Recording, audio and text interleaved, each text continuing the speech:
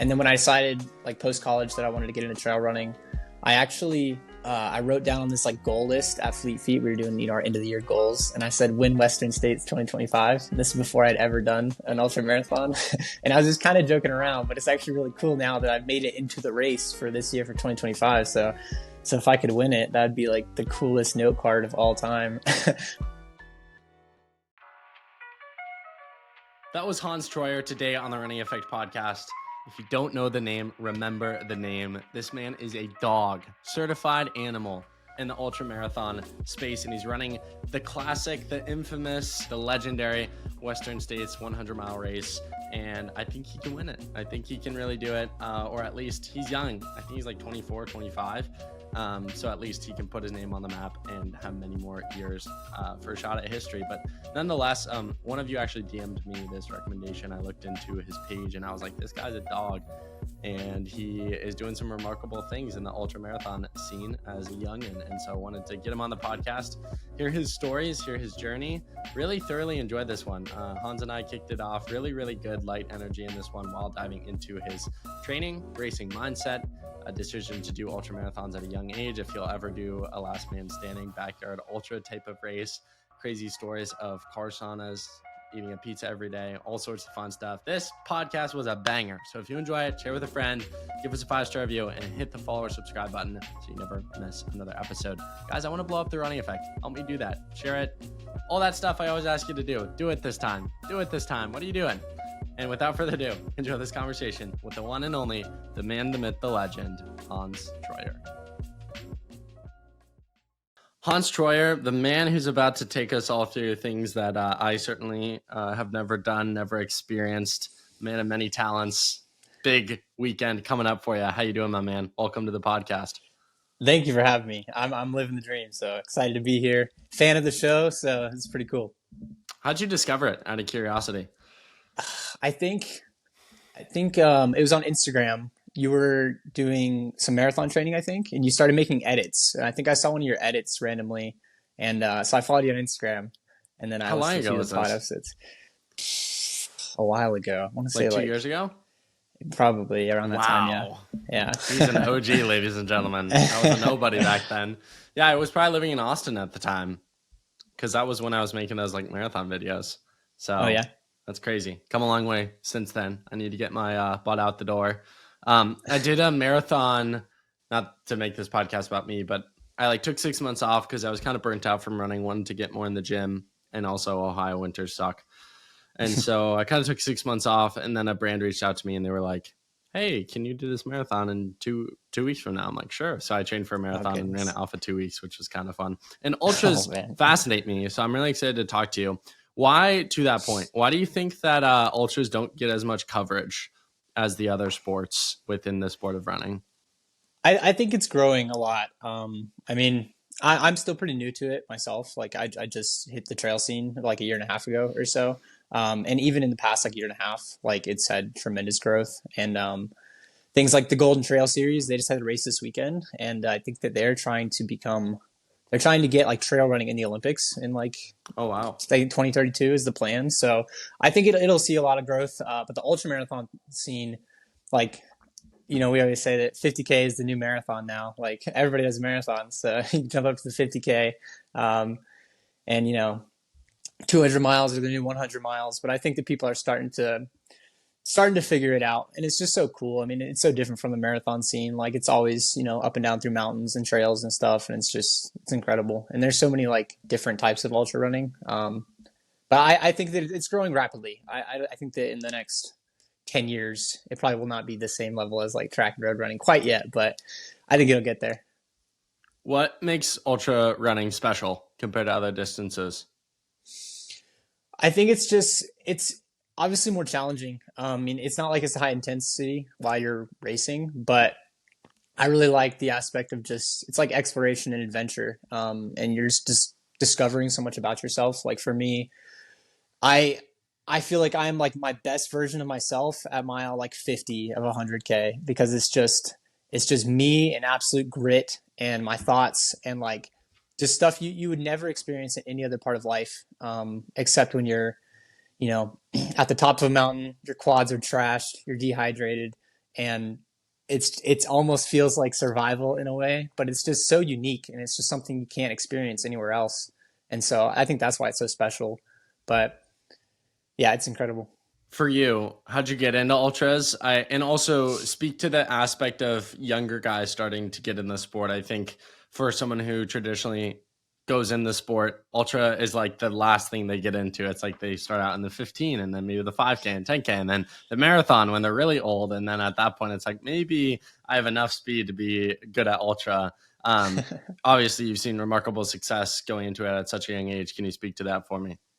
Yeah, more people need to go straight to it. I mean, I tell everybody all the time, like on Instagram and stuff, they're talking about it, and they'll go from college and like, oh, I want to run a marathon first or something, but you need to go straight to the distance. It's incredible. But for me, I mean, I ran Division 2. I was nothing special. I went like 30-30, the 10K. So I knew for me, like going to the marathon, it would have been cool. Like I could have definitely pushed myself to see what I could do, but I personally just always loved like running longer and I loved the trails. And for me, I saw like potential in running trails. And I still didn't expect to like get to the point where I am now. Like this has been really cool. But when I first got into it, I just wanted to see how hard I could push myself. And I knew, I'd done 20-mile training runs in college. So like 26 miles wasn't that exciting to me. So I wanted to run 100 miles. That was what I wanted to do straight out of college. Ended up running like a 50-miler for fun. Then I did some 50Ks. And I still have yet to do a 100-miler. This will be my first one this weekend. But for me, it was just, uh, it was a cool time. But I just wanted to see what I was capable of. Like the thought of running till I couldn't run anymore was just the coolest thing to me. And so that's why I tackled it. I wanted to see what I was truly capable of and how far I could truly run. You just said, quote, the thought of something like the thought of running until I can't anymore was appealing to you. Is that humans who have that thought? Do you think it's innate or do you think that's grown through their running journey? Because it's not a normal thought to have. So I'm curious, do you think you're like born with that and it's genetic, or do you think you grow into that, or a little bit of both? That's a good question. I think it's a little bit of both. Because I've always, like I said, I've always liked the long run. And I used to always talk about it to my college team where I'd be like, hey guys, like we just ran for 2 hours. Like you guys think you could redo that like 4 more times? Like, is that a possibility? And they're all just like, what do you mean? Like, why are you thinking like that? But for me, I was like, how are you guys not thinking like that? Like I want to figure it out. And so for me, I feel like I was almost born with it, but only because like, since I got into running, you know, if you're not into running, hypothetically running a marathon, like that is that same level to you. Like that might seem impossible to some people and that's exciting. So what seemed impossible to me post college was running 100 miles. And so that's why I just like was so attracted to it and just had to jump on it. But yeah. What was the start in sport? Take me through how you got started in the sport of running and kind of bridge the gap between maybe that and college, because you kind of brought me up to speed from college to ultras. Yep. So high school is where I started to find the love for running. Like I said, loved cross country, but I started to like see the professional world of running. Like I learned I think Galen Rupp was like my sophomore year of high school, and I thought he was fascinating. He was so fast, and so I started to see like the levels of the sport, which made me even more excited about it because I could see like so much progress, and I felt like I had something to really work toward. And so that made me want to run in college, and then same thing, wasn't the best in high school. I was like a 16 mid 5K type of guy, so went to a Division 2 school. But I think the most exciting thing for me in running, and still to this day, is I see progress every year. Like since seventh grade when I entered track, like I've gotten better every year that been running. So even I'm 3 years, almost 3 years out of college, or 2 years out of college now, and I'm like continually seeing progress post college where I don't know what I could run in 10K right now, but I'm pretty sure I could PR and that's exciting to me. And so for What'd you me, run right now, current shape? oh shoot, man. I want to say like, I want to say 29 40s Oh would be my my, gosh. maybe, So you're but still that's, fast. Oh yeah. I mean, Yeah, I train like a marathoner more than an ultra marathoner, but I think that interesting. maintaining the speed is the most necessary part of ultra marathon running still. I mean, you just got to get like specific when you get, 6 weeks out from a race, but for the most part, training like a marathoner. So that's pretty cool.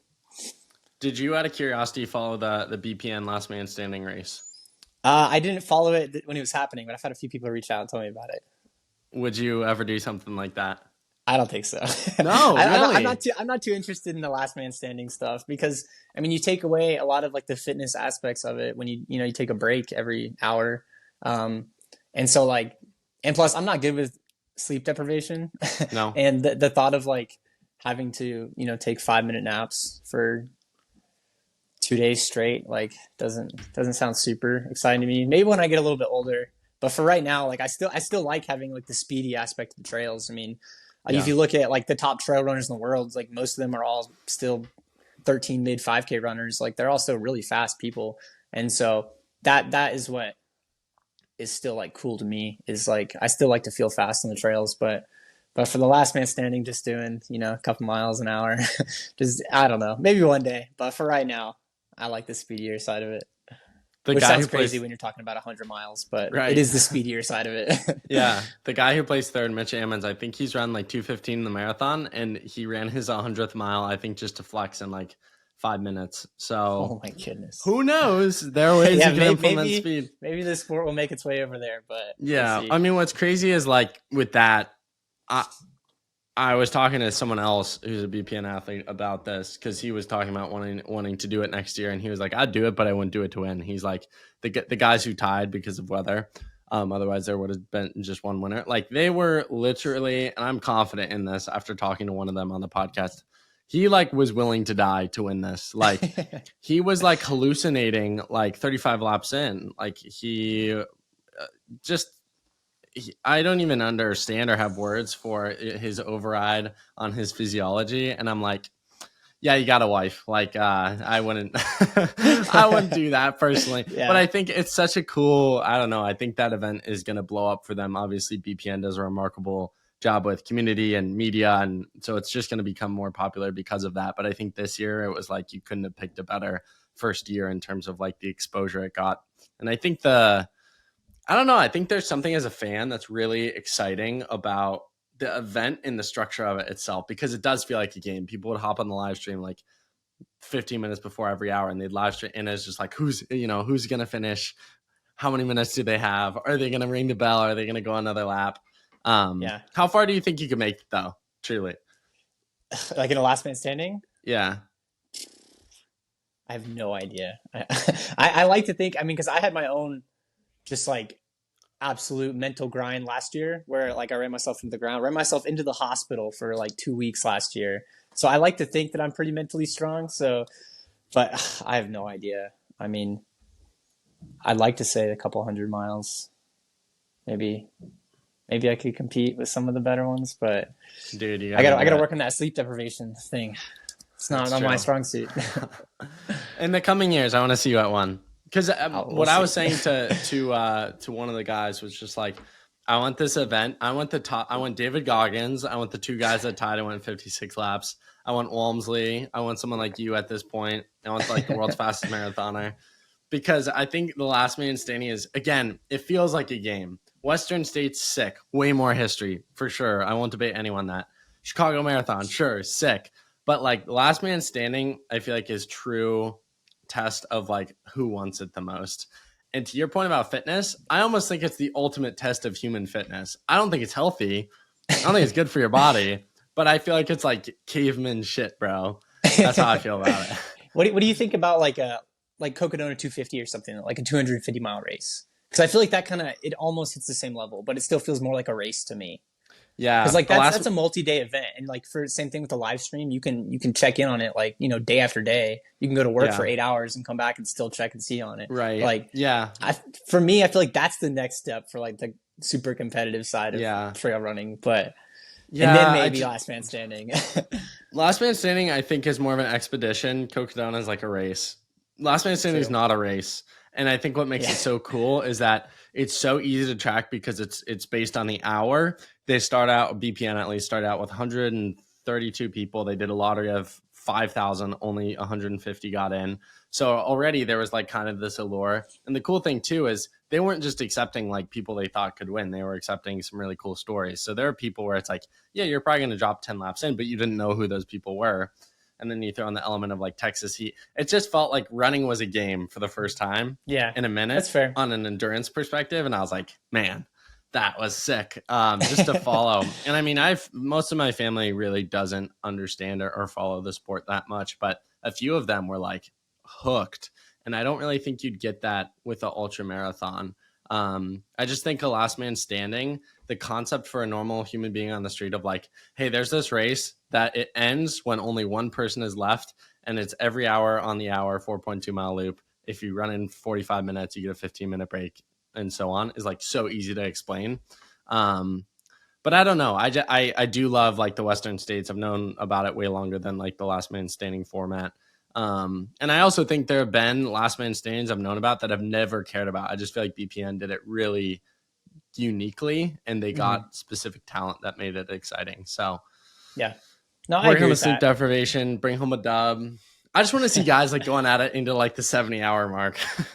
Golly, yeah. From like a general public standpoint, I could see how that would like if I'm trying to explain it to somebody, I could see how they could get really excited about it. But we'll see. It doesn't completely pique my interest yet. Hey, when you win it one day, you can say I gave you the idea on the podcast to enter. I will. Speaking of events and breaking them down, for someone listening who's unfamiliar with the trail scene, what is Western States and what's it like to have it be your first edition? Also, maybe explain like how you can't just sign up. Like I think there's a pretty rigorous like qualification process. Yep. So Western States, it's a 100-miler, and if I'm correct, I think it's the first 100-miler. It's like 100-mile race that's ever existed. It actually started as like a horse race. So you raced it on your horse, and then somebody one year decided to run it, and they ran it, and it turned into a race. So I would consider it probably the most prestigious 100-miler in the world. Like it's really, really hard to get into. So there's a few ways to get into it. There's lottery tickets. So what you can do is there's Western States qualifiers. So if you go out and run a Western States qualifier, you get a lottery ticket, and you can enter in the lottery for that next year. But you have one ticket, and there's typically 80,000 people or 80,000 tickets or more trying to get in. So very rare do you ever get in. And then the next year you do another qualifier, and then you can enter 2 lottery tickets in that year, and then 4, and then 8, then 16. So the longer you try to get in, the more likely you're out to get into the race. But there is one way that you can like ensure your way in, and that is a golden ticket. So there's about, I don't know the exact number, but let's say 20 golden ticket opportunities worldwide. So there's going to be like 6 races that are golden ticket races, and they'll have 2 or 3 tickets available. So if you go and race these races and you get top 2 or 3, then you can get a golden ticket into Western States. And that's the only way you can like official or guarantee your way in. And then if you get to Western States and you get top 10, you get automatic entry into the next year. But it's super hard to get into. Like a lot of people try their entire lives. And if you're doing the lottery game, you probably won't get in for 10 or 15 years. And so you got to keep trying over and over again. And that's why the golden tickets are such a big deal, because there's not a lot of them out there. So it's a pretty big deal when you get one in or get one. But the Western States course by itself is like very, very tough. Like it starts at 6,500 feet. You immediately climb up almost to 9,000 feet, and then spend the next 15 miles or so between 7,000 and 8,500 feet. And it's a really like, it's a downhill course overall. Like it's got like 20 something thousand feet of downhill, even though it's still got like 20 something thousand feet of uphill. So it's a lot of climbing, but the downhills is what gets a lot of people. Cause if you're familiar with trail running, like downhills, they destroy the quads. Like quads get absolutely thrashed. And then it makes it almost impossible to run some of the latter stages if you didn't train for it. But very difficult course, because then it gets super hot in the canyons. Like in the canyons, typically every year, it'll average between like 100 and 110 degrees Fahrenheit. So it gets really, really hot. So you got to focus on cooling, and then, getting some carbs down. And it's just, there's so many elements to the race. And since it's already so hard to get into, like a lot of people watch it.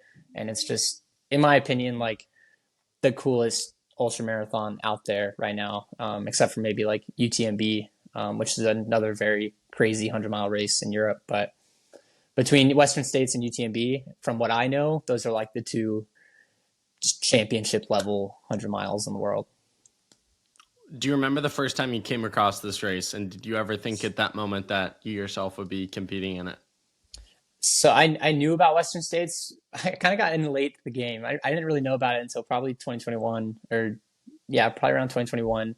And I made the rookie mistake. I was working at Fleet Feet at the time, and we like live streamed it in the store. And I saw it, and it said like current like winners average pace was like 8:30 that year or something. And I remember thinking 8:30, like that's weak. Like I could run 8:30s for 100 miles, but little did I know that it was just up and down through the mountains the entire time, which is like 8:30 is pretty good. So that was when I like heard about it, and it piqued my interest. And then when I decided like post college that I wanted to get into trail running, I actually I wrote down on this like goal list at Fleet Feet. We were doing our end of the year goals, and I said win Western States 2025. And this is before I'd ever done an ultra marathon, and I was just kind of joking around. But it's actually really cool now that I've made it into the race for this year for 2025. So if I could win it, that'd be like the coolest note card of all time. But I've been pretty obsessed with the race for probably 2 years now, since I started getting into trail running. But yeah. Can you explain to the audience out there the level and depth of competition that shows up here? Like you mentioned, it's this in UTMB, which I would agree with. This is kind of one of the Super Bowls of running, maybe like the US champions, track and field championships mixed with kind of the world championships for track. Like it's the big deal. People center their calendars around this every year if you're an ultra marathoner. Mm-hmm. Yeah, I mean, it's like I said, there's only a few ways to get in. So if you think about, let's say there's 500 of, the world's best trail runners out there. 300 of them are trying to get into Western States. And then there's only 20 opportunities at the golden ticket. So everybody collectively shows up to these super races. Like in the US, we have Javelina, Black Canyon, and Canyons are the 3 golden ticket options. And so there's 30 or 40 just elite people showing up to try and get a golden ticket. So it just feels like, you got to be, as David Goggins would say, like uncommon among the uncommon to get one of these tickets. So then when you get to Western States, it really is just like, it's the best of the best. And I think that's really cool to people to see, the giants all show up to one spot. And it's not everybody, obviously, like some people have different focuses for the year, but those 300 to 500 of the world's best are trying to get in. So that makes it pretty exciting once you get here. What's on your mind going into the weekend? What's the goal? I mean, I got a lot of goals. I truthfully right now, I feel really like relaxed and confident, and training's been almost picture perfect since Canyons. I got a great plan. So I'm not gonna not try to win it. I do think that if I have the day, then I could do something really special and maybe shock a lot of people. So I'm gonna go out there with the intention to win. However, like it is my first 100-mile race, so that's 37 miles further than I've ever ran before. So I'm going to be smart about not trying to absolutely blow up. Like at the end of the day, top 10 would get me into Western States next year, and I'm only 25 years old, so I got a lot of Western States in me if I can stay healthy. So going into it with the intention to win, with the back of mind thinking like don't DNF and don't royally explode. But I'm nervous, like respectfully nervous, because I know how hard the course is. So I think I'm in a good spot when I'm in a good spot. I think a lot of people look at you and they think this is the next Jim Walmsley. How'd you reply to that? That's like the craziest thing to me. I'm such a big Jim Walmsley fan, and I do like I compare me and him just a little bit. It doesn't help that my first like 100K race was the Bandera 100K in 2024, and I was just entering the trail scene, so like nobody knew who I was at all. And then I ran 1 minute faster than his course record, but it ended up being like a slightly different course, so it's not an official course record by any means. But the fact that I was in the same conversation of him, I think that for me, it made me make him my rival in the sport, which is funny because he's like the greatest Western States runner of all time. And but in my head, he's a rival. So I'm devastated. If you don't know, he had to drop out. He dropped out like 2 weeks ago, so he's not racing this year. But I was really really looking forward to racing him. But if I'm following even close to the same like talent level as Jim Walmsley, then that is insanely cool to me. And I'm happy to hear it. I know you said you train mostly like a marathoner for these sort of events, but can you take me through how you train for something like this and where you've drawn your confidence from going into Western States this year? Yeah, so like I said, most of it's marathon training. So you're just keeping your speed up, keeping mileage up, just staying consistent, and then you get around 6 to 8 weeks out, and you start doing more like just downhill training. So for me, like I live in Georgia, so I made a few trips to North Georgia, and you pretty much just run up and down like the steepest hill you can find for a couple hours, and just like really season the quads and just try and do as much like muscle damage to the quads as you can while staying hydrated and whatnot, so that your quads can kind of handle the beating the day of. I mean, no matter what, like you're gonna do some damage to your body on race day because 100 miles is not exactly a natural racing distance, but yeah, so you get specific just by doing some more like steep downhills and then keep the speed up. A lot of heat training. So Western States is a very, very hot race. So a lot of uphill treadmill with like full heat suits. So you just put on like 2 pairs of pants and a big Brutal. puffy jacket and run uphill for 50 minutes and just sweat like crazy.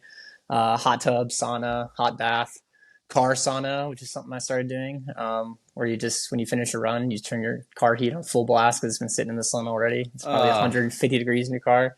So you just sit in there for like 30 minutes and just get really hot. But just Why do you put yourself through that? you gotta do it. It's brutal, but yeah, I don't particularly like the heat training side of it, but necessary for this.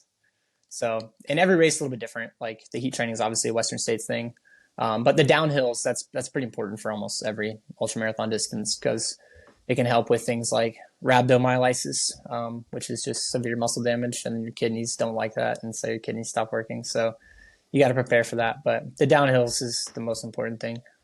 I'm shocked at what you said there.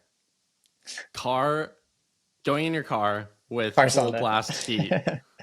Yeah. So The in cost of big Georgia, dreams. yeah, in Georgia it'll be like 90 degrees and super humid. So you've already sweated through your shoes, and you purposely park your car in the sun so that it just like gets super hot, and you get in there and like yeah, just turn the car on full blast heat, and yeah, you just soak that up for 30 or 40 minutes.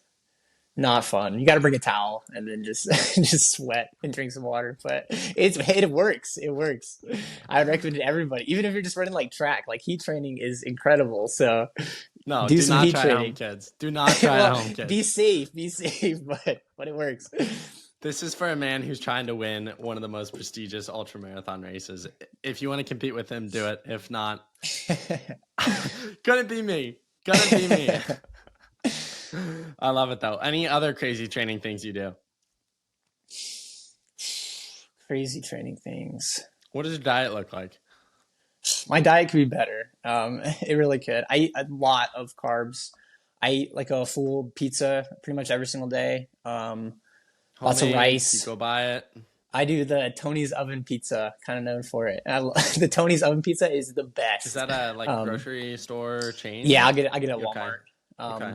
And yeah, just Tony's brand in the pizza section.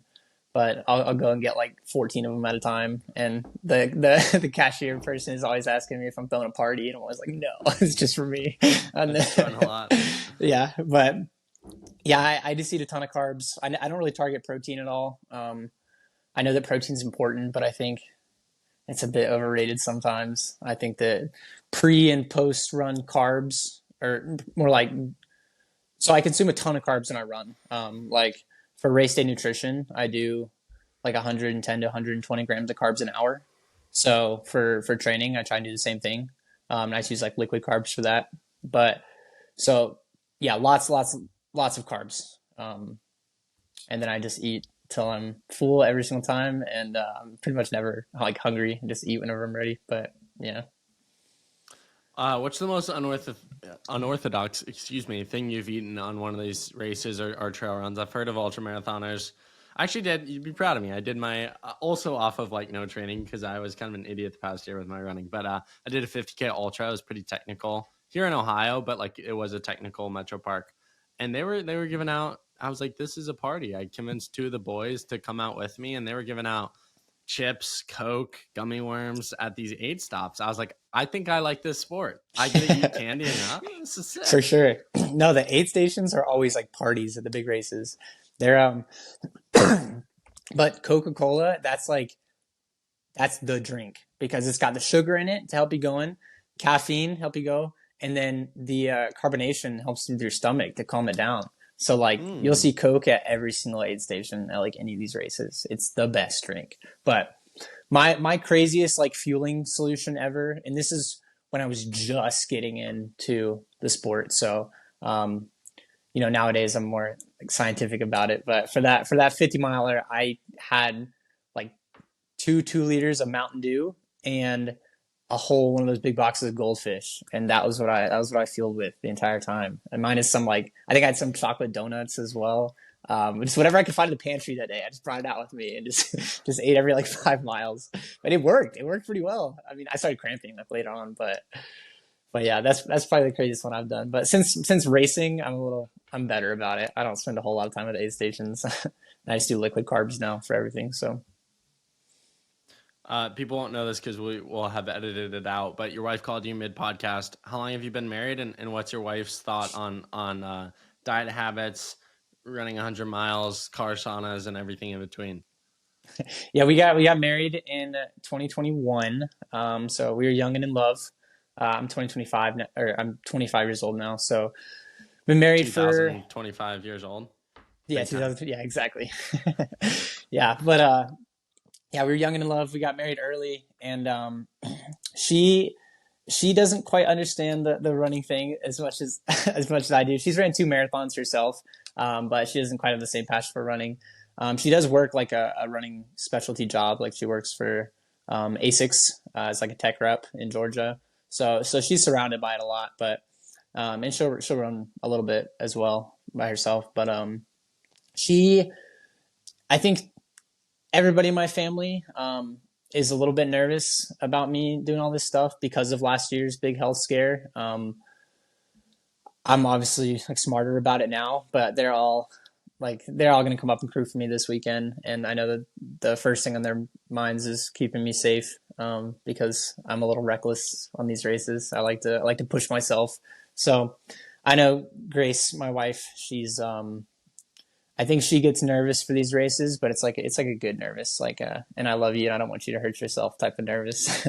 But she appreciates it and she can see like my passion in it. Like it's what I want to do. Like I love to run and like I've made most of my decisions in my entire life to get to this point. So I know that she sees me smile when I'm running and she's fully supportive about it, even if it's a little bit dangerous. But yeah, I'm lucky. Take me through that health scare last year, what happened, and ultimately, reflecting, coming out of that, and still deciding to run.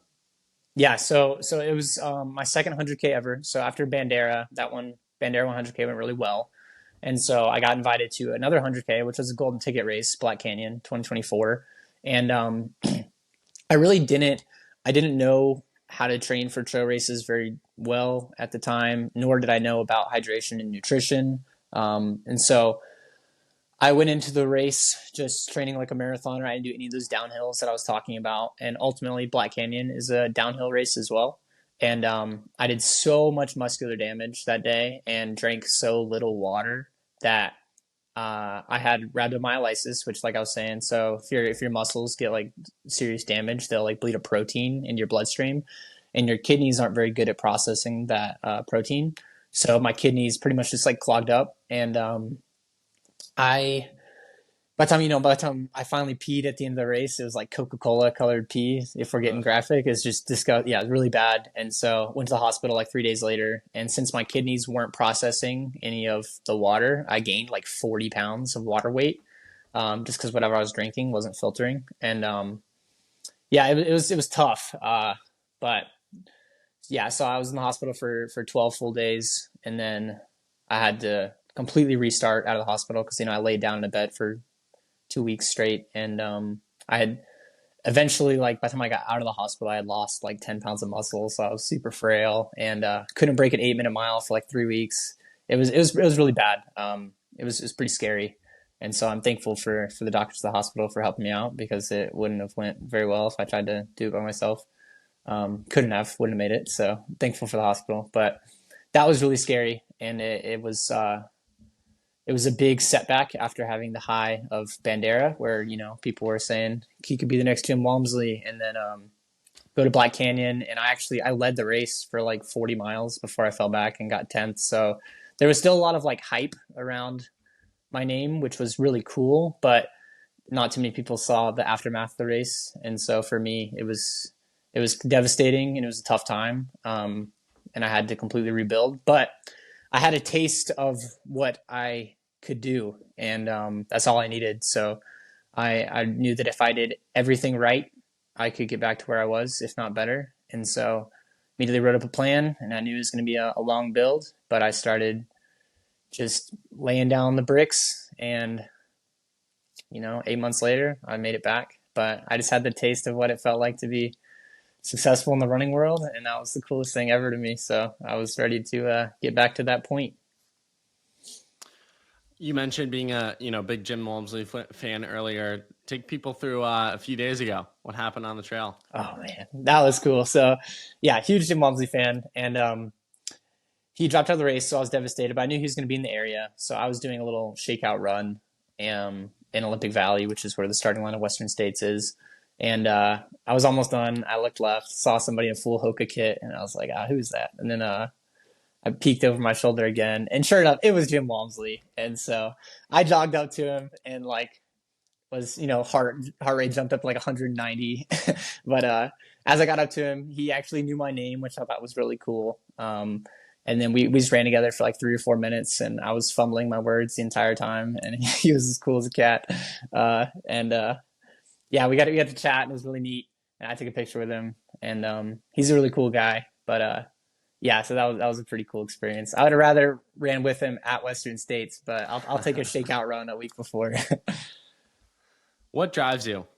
I'm really curious. What drives you to be great? What drives you to want more out of your life, to chase big things? That's a good question. I think about that often. Um, for me, like for running, it's just like it's been such an obsession for such a long time, and it's like I can't pinpoint like why that obsession's there, but like no matter what, I've always wanted to do something running. Like I ended up majoring in kinesiology in college, with the intent to possibly coach in the future, but running is just cool to me. But even with coaching, like I knew like I like to be the athlete. I like to run. So I don't know where the exact drive goes. I mean, maybe it's God given, just to give me this absolute desire to train and to run. But like I don't miss runs, and I do everything I can, and I don't know. I don't really know exactly what drives me. It's just some internal motivation that's just like Something innate. unstoppable. Yeah, Yeah. yeah. It's like post college, I decided to like see what life was like without running. That's what I was telling myself. I'm like, let's take a little bit of time, to see what that's like. And after like 1 month, it was just like this is just it's not it. Like I like to run, and I just hop right back to it and started doing higher miles than I ever did, and I just loved it. Like I mean, post college, pre like professional trail running or anything, like that was probably the coolest running experience of my life because it was just all internal motivation. Like I had no real goals. Like I didn't know that I'd be any good at trail running, but yet I was running 110, 120 miles a week just for the sake of like, this is fun. I'm getting faster. Like I can do this forever, regardless of any like success. And that was really cool for me. So I don't know where the drive comes from. It's weird, but I appreciate it. Hans, final serious question for you as we start to wrap up this conversation, which has been delightful. For those out there listening, can be anything on your heart. What's the final takeaway message you want to leave with the audience today? Um, for running, be consistent. I mean, that's everything. Like, I really think that the best fitness comes from 5 years of training. Um, for life, don't take things too seriously. Like, make sure you smile and just enjoy the process. And then yeah, I mean, Short and simple. I stay love it. young and fit. Yeah, that's my saying is stay young and fit. But yeah, so appreciate it. I love it, man. Final question for you. The question I ask every guest on every single podcast. You're not allowed to say heat up a pizza. If you had Gordon Ramsay coming over to your house for dinner, what would you choose to make for him? I'm making for him. You're cooking for Gordon. Oh shoot, I'm not the greatest cook ever. Oh man, and you're gonna have to edit out some time here while I think. I would probably. I think my best recipe is like some shredded chicken tacos in the crock Ooh, pot. You cook it all day, and I think that's probably like my most tasty dish. I like it. So I feel like he'd probably criticize it a lot, but it's the best I got besides an oven pizza. So I love it. I love it. Well, Hans, thank you so much for taking the time to chop it up with me, specifically the week of the race. Really looking forward to. I've followed the race in years past, but this year I'm gonna dial in. I'm gonna be a Hans fan. I'm gonna make a T-shirt. I'm gonna write a sign. I'm gonna lock in, and really appreciate you taking the time to talk. And congrats on all that you've accomplished so far in your young, successful career. And excited for many more moments ahead for people to hear the name. Screw this. He's the next Jim Walmsley, guys. He's the first and only Hans Troyer. So thank you for the conversation, man. hey, thank you so much for having me. It's been a pleasure.